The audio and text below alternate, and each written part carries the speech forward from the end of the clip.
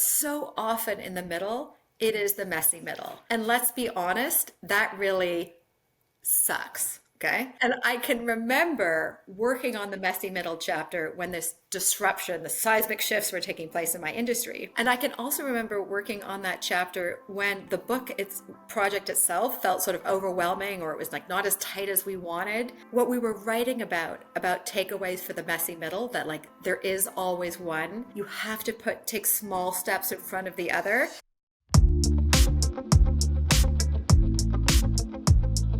Welcome to the Seismic Shift podcast. I'm your host, Michelle Johnston, and I am so excited today to welcome our two guests. As you all know, this podcast explores the seismic shifts that are shaking up the way that we work and the way that we live. And we have got some amazing seismic shifters here today. I can feel it rumbling. Can you feel it rumbling? Seriously, these are two rock star fantastico women that I want to introduce you to. And so Fiona Macaulay and I were just in London together at the Thinkers 50 Gala, the 100 Coaches event, and the book launch that I got to be a part of. And Fiona is the co-author of a brand new book with Deborah. And they just co-authored Aim High and Bounce Back. And that's primarily what we're going to be talking about today. So Fiona is also the founder of the Wild Network. She teaches at Georgetown. Deborah is an author, the co-author of Aim High, Bounce Back. And she's also an executive coach, a speaker, and there's so much depth to these two women that I could go on, and I just want to dive in. And so I'm going to be asking y'all about what seismic shifts are you seeing? Because Deborah, we missed you in London, and next year you're going to be there with us, sister. That's what I hear. I cannot tell you how many emails I got from people in advance of Thinkers 50 saying, are you going to be there? And me saying, no, should I come next year? And 100% of the people said yes. So I consider myself invited now. Excellent, because Deborah Riegel and I we were actually supporting Fiona Macaulay in DC this past spring, was it? Was it just this past spring? And at the Wild Network. And I had been following, just for the listeners, I want to set up some context. I had been following Deborah on LinkedIn, and then we became friends on Facebook. And I'm a huge admirer of her work, right? And so then I look around the room and I see her and I try to make my way, and we never really connected. I was this close. And then at the very end of I guess, where were we? So then we all flew home. That was DC. And then Fiona and I flew to Global Gurus and a 100 Coaches meeting in Orlando. And we're sitting at a table. And I said, Fiona, I do not want to freak you out, but I think I'm about to freak you out. I said, I'm so excited about this new title of your book, and I want to support you. Aim high, bounce back. I said, but I swear there is somebody else out there who had that title. I have seen it. I have felt it. I've heard it. Fiona, I'm scared for you. Someone has your exact same title. And I said, but don't freak out. I'm going to go back to New Orleans. I'm going to find out. And I go back to New Orleans and I'm prepping with Carla for, our upcoming guest. And she's like, yes. And the next guest we have is Deborah Grayson Riegel, the author of Aim High and Bounce Back. I did not know that story.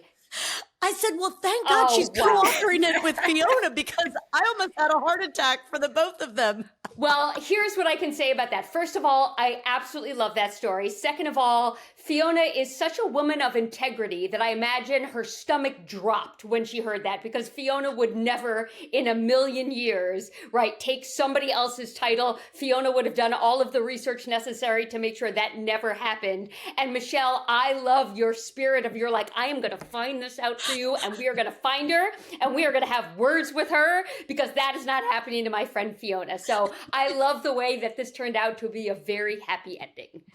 Yeah. And so when I finally got back in touch with Fiona, I said, well, the good news is you're about to be on my podcast with your co-author of the name of the book that I was so scared that somebody else had the exact title of. So Fantastic. We're all here today and we are thrilled. So we're going to go ahead and pivot to Fiona. So together, Fiona and I have experienced a bunch of seismic shifts recently, right?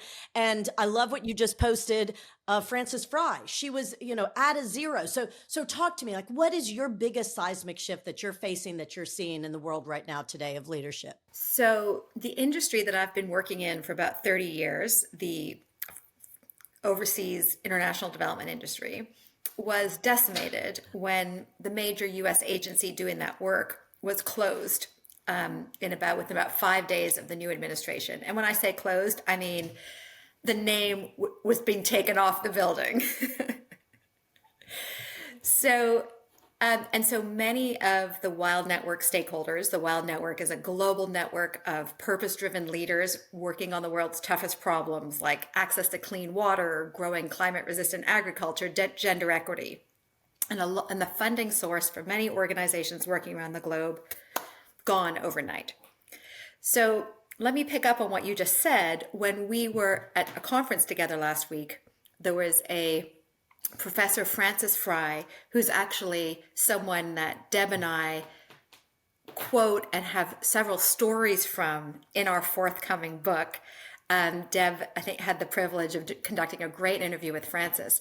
And Frances said, what if you added a 0 with the number of people that you're impacting or the impact that you're having? And that was so resonant with me because when there was this major upheaval in the industry that I've worked in for so long, I just decided I was moving forward no matter what, that the importance of the work that I was doing, the responsibility I felt to leaders around the globe who were working on these important issues, I just decided I never had done it because the US government thought it was important, but I was never going to not do it if the US government didn't think it was important. So that's been a seismic shift in my industry. And I will just say that I always felt deeply purpose-driven about the work. But then when I was in that position, like, are you going to be able to go forward with no chance of bringing in the revenue that you had counted on? I was like, yes, I'm going forward. So that has been a big seismic shift with having to really pivot a business model, stay true to the mission, pivot the business model. And now what I'm layering onto it, actually inspired by last week, consolidating some ideas that had been percolating, was how can I go even bigger and have an even more significant impact? One of the things that Deb and I write about in Aim High, Bounce Back, the Successful Leader's Guide to Reframing and Rising Up from Failure, is where you can see the opportunity in the setbacks that you face. And for me, the opportunity is getting my entrepreneurial part of me just really going, thinking differently, thinking bigger, as part of having to identify a new business model. I'll tell you what, Fiona, you have handled all of these setbacks with such grace because we've been in the thick of it together. I've been with you right after it happened in DC, and then we flew to Orlando, and then we were in London, and you still have this incredible energy and this positive attitude and can do. I've never heard you complain. I've never heard you whine, woe is me. You always are so supportive of others and other people's work. And I really am impressed. So thank you for showing up and showing up with grace. Yeah, thank you so much for that. I think that, and I see this in you both as well, but I think also you get to a stage in life where that's part of your role, right? We are the early years, I'd like to think, of being elders and of being role models for many people. And we know about the ebbs and flows in life, right? And we know that life is full of seismic shifts and smoother swimming. And you just got to stay true to yourself and true to your values, I think, through the ups and the downs. Yes, you're absolutely right. And I remember being at a table with you in Orlando right before Global Gurus, and we were brainstorming. And I said, my gosh, the timing of this book. I mean, it's almost like what happened with politics and how it affected your very successful business. It's almost like then you wrote a book, and yet that was not the sequential order at all. It happened like when your book was almost finished. And so you became a poster child, right? For how to aim high, how to bounce back, how to handle it with grace, how to pivot. And now you're going to add zeros. Big time. Michelle, I'm putting you on my personal PR committee. But one thing I do want to acknowledge, because as we know, on LinkedIn, on social media, it can all look like it's all very smooth sailing. But one thing that I really took stock of and was grateful for in the writing of the book is that I remember when Deb and I were working on a chapter called about the messy middle, about how, when you start out, it all is so doable. And then of course there's the successful ending, but so often in the middle, it is the messy middle. And let's be honest, that really sucks. Okay. And I can remember working on the messy middle chapter when this disruption, the seismic shifts were taking place in my industry. And I can also remember working on that chapter when the book, its project itself felt sort of overwhelming, or it was like not as tight as we wanted. And what we were writing about takeaways for the messy middle, that like there is always one, you have to take small steps in front of the other. It actually helped me get through my own two simultaneous messy middle moments. Wow, is that gorgeous? I love it. And so let's go ahead and let's throw the ball to Deborah, because, and I want to remind the listeners too, how I discovered Deborah was not through my wonderful friend and colleague, Fiona. It was because I started seeing her work and seeing her content. And I feel like, Deborah, so much of what you write about is the messy middle. And you gave us permission, those of us who didn't even know you, who were following and reading your content, you normalized the fact that if we're going to be in this, trying to make an impact in this leadership world, there's going to be a lot of messiness. Talk to us. Yeah. Well, first of all, thank you for that, because that is what I aim to do. And the fact that it's showing up the way that I intended is a gift that I hold in great value. So thank you for that. One of the things that happened for me that was a seismic shift was when my daughter Sophie was in middle school. She's now 24 years old. When she was in middle school, year after year, she was diagnosed with one mental illness after another. So it was OCD, and then it was generalized anxiety disorder, and then it was panic disorder, and then it was trichotillomania, which is a compulsive hair pulling disorder. And she had to go through the messy middle years of being a teenager while struggling with multiple mental health challenges. And she went through it with messiness and grace, and ultimately at 16 years old decided to write a book called Don't Tell Me to Relax: One Teen's Journey to Survive Anxiety and How You Can Too. And she came to me after she had done that, and she said, "So when are you going to talk?" And I said, "What do you mean?" She said, "Well, I didn't come to this mental illness out of nowhere. The doctor said it was because I have crappy genes, and you're the crappy genes." So she reminded me that a lot of the mental illness that she has is a result of me having handed down my own OCD, my own anxiety, and those sorts of things. And so she really encouraged me to be public and authentic and vulnerable about the fact that I am a happy, healthy, thriving, professionally successful woman who wrestles with mental health challenges. And I figured I actually had an obligation for people to see the messiness, the messy middle of my life, because it is both because of and in spite of having had a lifetime of anxiety disorders and mental health challenges that I am who I am today. And I think that when I coach leaders, I think that when I speak in front of groups, I lead with my authentic story and my vulnerability and my truth in a way that makes it okay for people to say, "Oh, hold on, the double bind doesn't seem to apply to her." That double bind where women are either seen as credible or likable. I think people experience me as likable, and then they realize I'm pretty darn credible too. And I want to be able to model that for people. Oh my gosh, I love that. Yeah, so I've been following you now, I realize, for a long time, because I remember when Sophie and you started writing the book. Yes. And talking about the book. And I even remember when you and your family moved to North Carolina. That's right, 5 years ago. 5 years ago, we've been connected a while. I remember the post because I loved it. You're like, "Hey, everybody." And it was a picture of a swimming pool. You're like, "We just got up and moved to North Carolina, and I've got a swimming pool. Do I really want to be in a swimsuit? No, not so much. No, not so much. Am I really that girl? Yeah." But yet I loved that post. Again, you write with such honesty, and you made it real. And I just fell in love with you at that point. So thank you for giving us permission. And like you said, I love that Sophie looked at you and said, "Mom, okay, when are you going to talk about it?" Yeah, well, and it's interesting because I think, many of us, the three of us who are on this podcast might not refer to ourselves as thought leaders, despite the fact that the world has probably anointed us, or certain populations have anointed us as thought leaders.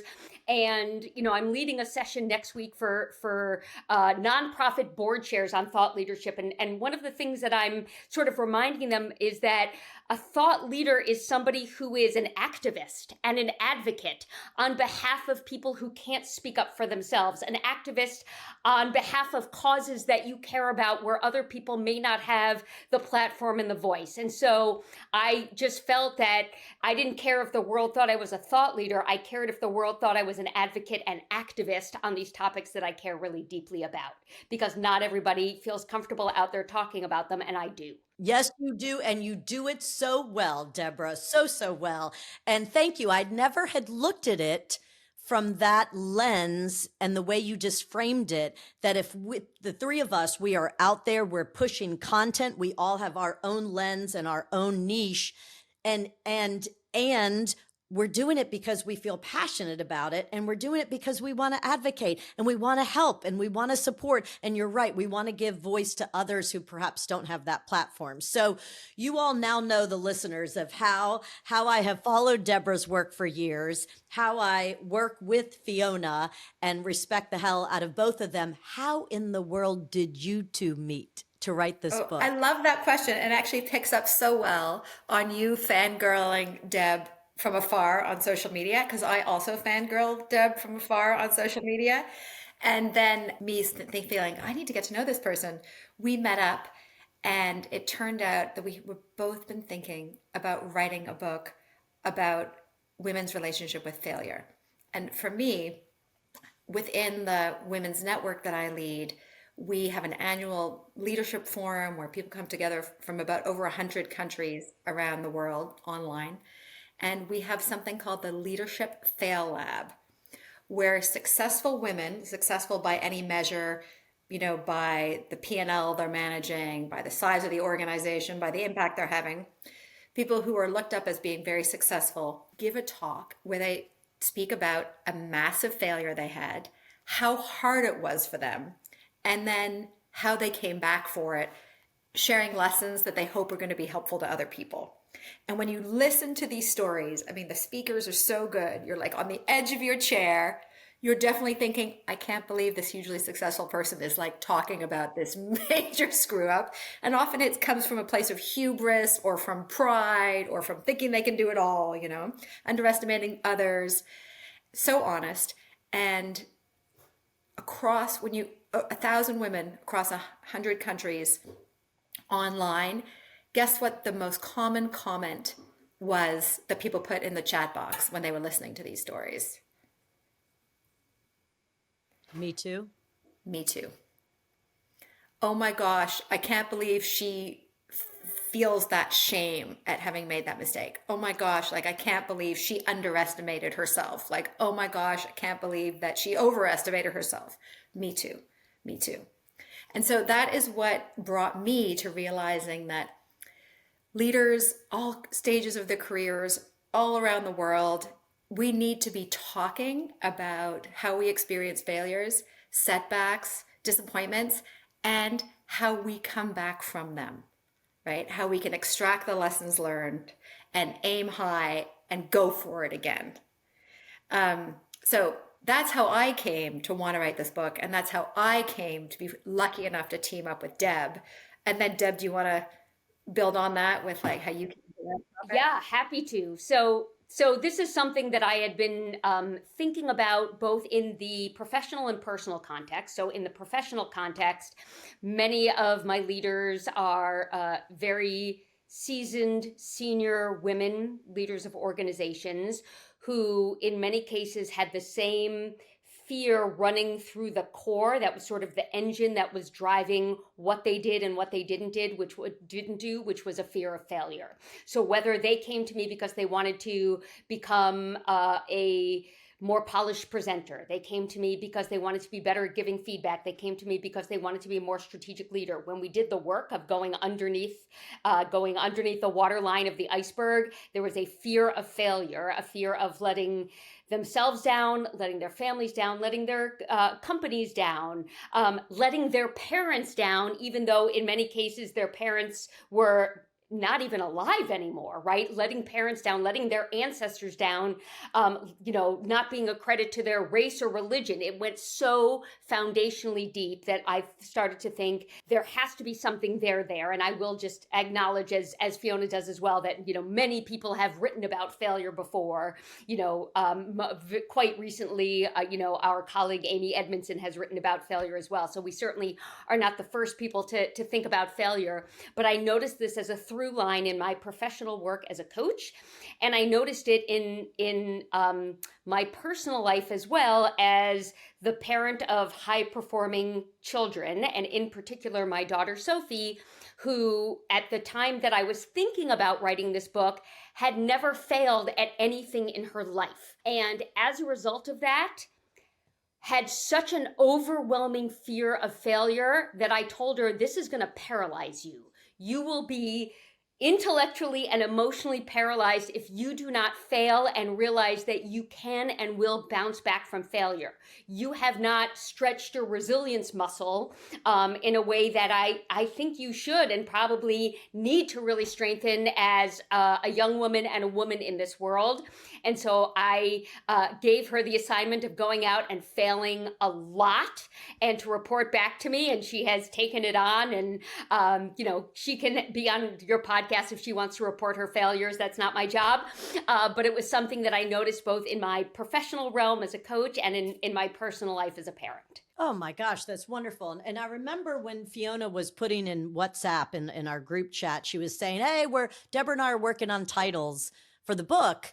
And can you rank and can you give feedback? And it was interesting because this ultimate title, which I love, Aim High and Bounce Back, does not include the word failure. And that was the feedback I remember that Fiona received was just don't put failure in the title, yet it's in the subtitle, right? It's in the subtitle, yes. Yeah. Yeah. And I would love to hear Sophie talk about, I think that is an incredible project to give, this young, I have a 21-year-old, these Gen Zs, and I teach, after this podcast, I'm about to go teach my leadership students, and they're all 21 as well. And I feel bad for them with the anxiety that they're strapped with, I really, really do. And so I might incorporate maybe the exercise you gave to Sophie is maybe their homework today is to either go fail at something, take a risk, or think about a time that you failed and come back and report on it on Thursday, or else this is really going to paralyze you.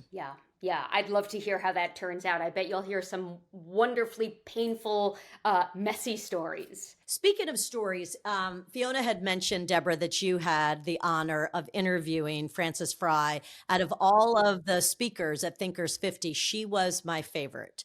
And so I do want to hear some stories. And let me tell you why she was my favorite. She came on stage and I didn't even recognize her. She's one of the favorite speakers of many of my healthcare clients. I live in New Orleans, Louisiana. So she comes here a lot and speaks. My clients love her. And so I haven't met her in person, but I certainly have followed her and I knew exactly what she looked like. She came on stage. I barely recognized her. And so she starts using her iPad, and rather than talking at us with a slideshow, which I don't think is effective anymore, just me, she starts having a conversation with us. And so she's writing a word resilience, she's writing a word productivity, she's writing a word nurture, and she's talking with us. And then, Fiona, I don't know if you remember this, and then there was silence. And she looked around and she said, y'all, I'm so sorry. Actually, she doesn't use y'all. She said, I'm so sorry. I have forgotten what I'm supposed to say next. And all of a sudden she's this real human, because we've all been there. We've all been on stage thinking, oh gosh, I lost my train of thought, but we don't say it out loud. She said it out loud. And then there was a voice in the back of the hall of Guild Hall, and it told her exactly what she should say next. And she said, cheers to having a great partner in life. Thank you. And she said, I didn't really expect to go here in this talk, but I need to. I have chemo brain. I'm in the middle of going through chemotherapy for cancer. I haven't been in the classroom in months. And so I'm going to talk a little bit differently today about what that's like, how that has affected my research on resilience. So it was a mic drop moment in that it was my favorite because I loved the message. It was my favorite because she was freaking real. She was a real person, right? Wow. I have goosebumps. I'm like sweating and have goosebumps at the same time. Thank you for sharing that story. I didn't know that about her, and there is nothing about that story that surprises me. Nothing. So, what kind of stories did you find that are in your book about Frances Frei? Do share. Yeah, so I will share, if I may, I will share two stories, one that's in the book and one that isn't in the book, if that's okay. So one of the stories that Frances Frei talks about is that when they are working with female professors to improve their classroom skills, and Fiona, you'll keep me honest on this, it's been a while since I looked at the story, when they're working with female professors on their classroom skills, I think she reported that they found that giving direct feedback wasn't as helpful to them as they thought it would be, but actually sitting down with them and watching the video of them teaching and having the female faculty member participate in the feedback process was much more likely for them to improve their classroom presence and performance in a way that was a very different feedback style from when they're working with male faculty. Fiona, is that how you remember that story going as well? Yeah, you're right on. Yeah. And so I thought, I mean, one of the things that this research certainly tells us is that women get less feedback and lower quality feedback than their male counterparts do. And so I thought that was so clever of them to experiment with, well, what is it that we need to do? I'm sure they didn't just happen upon it right away. How can we experiment with giving female faculty feedback in a way that doesn't make them feel defensive, doesn't make them feel like they're being compared to their male counterparts, and allows them to lean into their, a collaborative nature, but not at the expense of their leadership and their gravitas and their presence. So that was one of the stories that really resonated in terms of how you can shift the system to help set women up for success. Okay, love that story. Since I just raced home from a rank and tenure faculty meeting, I've been a faculty at Loyola for 27 years. And raced home and said, sorry guys, because it was all guys, sorry guys, got to run home and interview these amazing women on my podcast. Peace out. I'll see you later. And I'm now the oldest in the College of Business, and the younger guy generation, they're much more kinder and compassionate. Actually, let me reframe that. It's not that they're much kinder and compassionate. They have partners, most of them, who are females who are working. And so they're much more understanding of a businesswoman, of a businesswoman. Let me say that. I have great empathy going back a long time ago when I only had male colleagues. I have great empathy for them because they really did try so hard to give me feedback to be better. They were all rock stars to me. I idolized them. I invited them to lunch once a month. Please give me feedback. I want to be just like you. I want to get tenure. I want to publish. I want to do this. And they only gave me feedback on what they knew, which was how to be a very commanding and controlling and all about power male professor in the classroom. And so I look back and I realized they were really trying to do the best they could with the tools that they had at the time, right? Absolutely. I mean, and that's a life lesson. We're all doing the best we can with the tools we have at the time. So share the other Frances Frei story, please, please, please. Oh, Fiona, did you want to pop in? Well, I was going to pop in and just say, I think this whole topic of feedback is so critical. And of course, sometimes you get feedback that's resonant and sometimes you get feedback that's not or partially resonant. And, one of the behaviors that Deb and I are trying to advance is really seeing feedback as a gift, recognizing that you've got to parse it. But if you take feedback as like, this person cares about me getting better versus this person is like getting down on me because I'm a failure, it is a total mind shift, change if you can walk through the world seeing feedback as a gift, taking what serves you and just like letting the rest of it go. So, all right. So you want one more Frances Frei story? Please. Yes, okay. Please. Oh my goodness. Please promise me that she is not going to listen to this because I think I'm just coming across as a total fan and a little bit of a stalker that all I do is listen to her stories and feed them back. So this is, I don't know where I heard her tell this story, but I did hear her tell the story of the fact that I think she said that she had tried 4 or 5 times to join the faculty of Harvard Business School.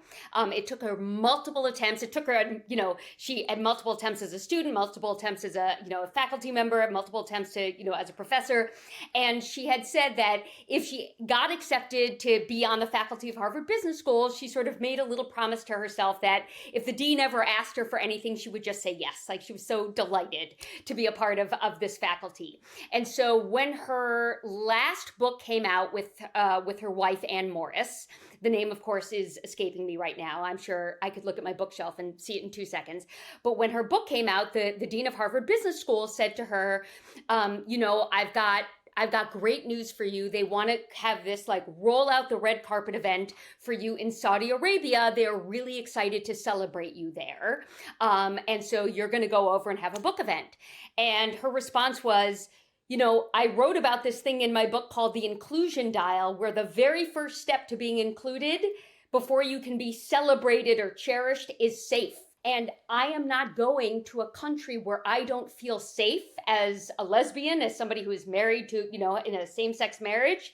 And it would be completely inappropriate of me to be talking about the importance of safety as table stakes for inclusion in a place where I don't feel safe. And so despite the fact that she had promised she would never say no to the dean, she said no to the dean and honored her own integrity around that and her own inclusion dial model. Oh my gosh, what an incredible story. Yeah. Oh, thank you so much for sharing. And we can thank her. Yeah. And so tell me about some other, and Fiona, I'm going to throw this at you, is tell me again what the essence of aiming high and bouncing back in, and tell me just what other stories, if you want to talk about, of why our listeners should tune in and should go. And on Amazon right now, it's for pre-order, isn't it? They can pre-order right now? They can pre-order as of March 2nd. 3rd? Deb. Third, not yet. We're planting the seeds and we're getting the soil ready for this amazing book to come out. So Fiona, go ahead and share with the listeners kind of the why of the book, and then talk about, who else, what other stories are in there, and we'll close the book is so that you can aim high, experience setbacks, failures, learn from them, and then aim even higher and repeat. Because for the people who are most successful, for the people who are having the most important impacts in their communities globally, it's because they are aiming high with ambitious, audacious goals. And even though you may not see them, they're having setbacks. I mean, sometimes they're having major flops. So we wrote this book so that the women with ambitious goals out there would have more tools in their toolbox and be able to have both mindset shift and tools to be able to steel themselves for when they inevitably experience some kinds of failures. And Michelle, that is beautiful. Keep going. This is beautiful. One of the things, so I think because of the executive coaching work that Deb and I do, and the work that we do in the kind of leadership world, we have a lot of experiences working with ambitious women, men, people of all genders. And we have obviously our own personal experiences of aiming high. I'll speak for myself, lots of failures, aiming high again. But we also wanted to really cast the net wide and get as many stories as we could, also as many insights as we could from leaders around the world. So we felt it was important to do a survey. And we launched our survey, put it out in the world around March 1st, thinking it would be great if we could get 200 or 300 responses. In 30 days, we had 1,062 people from, I think, close to 80 countries come back and tell us about their experience of failure and gave us their stories. So in terms of what's in it for you, the value proposition of this book, it's research-based. So we have jam-packed a lot of really important research in there, also about the context that ambitious females are working in, right? So what Deb brought up a moment ago about how often professional women will have a different relationship with feedback depending on how it's delivered. It's because, you, me, probably other people watching and listening have that experience of needing to be gooder than good to often compete with our male counterparts. So when you receive public feedback sometimes, or feedback, let's say in front of your male colleagues, it can cut deeper. And let me be clear, you're not like a little bit of a failure because you're not taking the feedback like as well as one of your male colleagues. You've picked up the signals beginning in early childhood about how you do need to be better, right? And women often talk about like how they kind of wear this armor because they need to ensure that they're being taken seriously so that they can make the mark in the world that they're seeking to have. Oh my gosh. So you're normalizing failure and talking about it. Because I remember being in DC, being in the audience, probably within a stone's throw from Deborah, but never reaching her across the table. And you were on stage, Fiona, talking about the failure lab.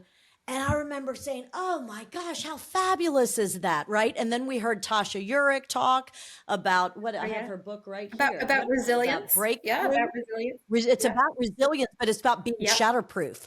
And then she gets up on stage and she's talking about how no one believed her, how sick she was. And it's not necessarily about being resilient. It's about being shatterproof and figuring it out. And I just love how you all are giving us permission, particularly as women, where for a long time we felt like we had to be perfect, and perfection equals disconnection. When you are striving to be perfect, then you're never giving yourself permission to be imperfect, to be totally connected with who you are and the gifts that you can bring if you're just real. And we need more real in the world. And that's what my whole mission is I want to rehumanize the workplace. I want leaders to show up authentically.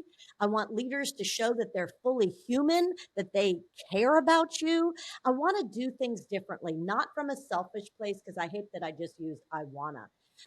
We need to. This is a movement. We need to, for our health, for everybody else's health, right? We need to lean in with connection. We need to lean in with imperfection, and we need to rehumanize how we're showing up for others. So can't thank you all enough. Deborah and Fiona, give it up. Just amazing women. I could talk to you all day and hear more and more stories. I can't wait for the world to learn more about, I mean, how great that you got thousands of data points, right, on failure and how to aim high and how to bounce back and how to normalize this and how to have these conversations and welcome feedback and look at it as such a gift and such growth. So from the Seismic Shift in Leadership podcast, we can't thank you enough, listeners, for making this a top 10 global podcast. That is because of you. And of course, thanks for the support from Loyola University of New Orleans. Y'all have a great day. Bye.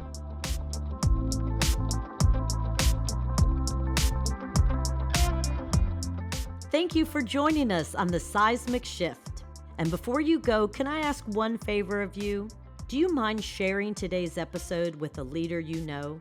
The power of this conversation is found in your using it and sharing it to create real connection in your life.